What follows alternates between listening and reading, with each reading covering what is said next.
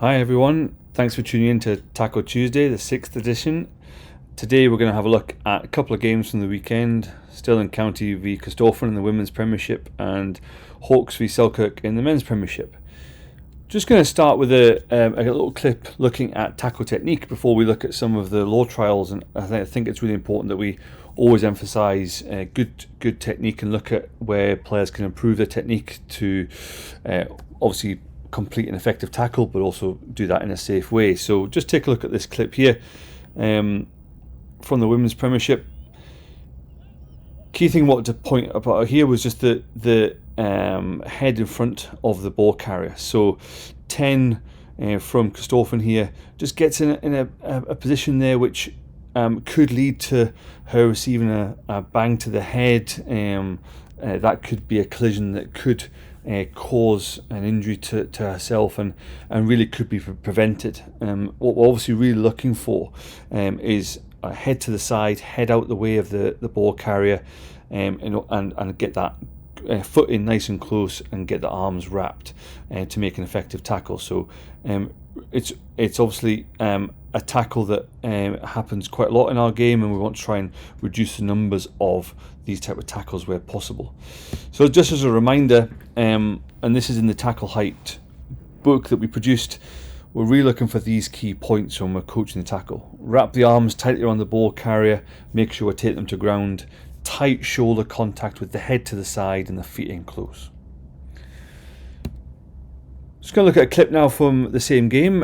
Really good piece of play here from the Stirling 9. She effectively rips the ball from the Corstorphine player's hands. So we'll just pause it there. Number 4 on a good run, and the Stirling 9 is able to get onto the ball really quickly and effectively rip that ball away. So under the tackle height law trials, this is allowed. Players are allowed to compete for ball, as long as they do so using their hands and there's no shoulder or body contact in the attempt. So a really good example of a rip there, and our obviously situation in this scenario, as the referee did on the day, would be to play on as a clear use of the hands, and they successfully ripped the ball. So good bit of play. This bit of play here, I'll just play on, is a tackle that was deemed high by the referee.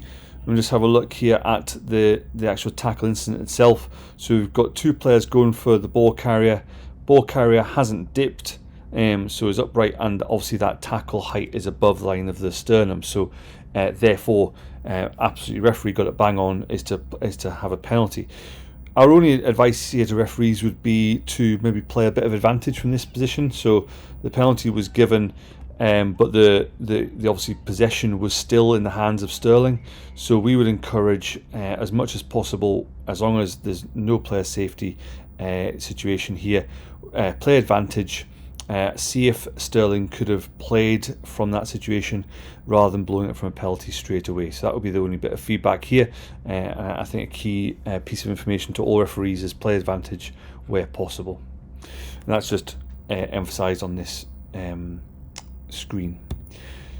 Next clip is from the Hawks Selkirk fixture. We see in this clip obviously high tackle given straight away, and penalty advantage being played. So just emphasising that point of advantage again.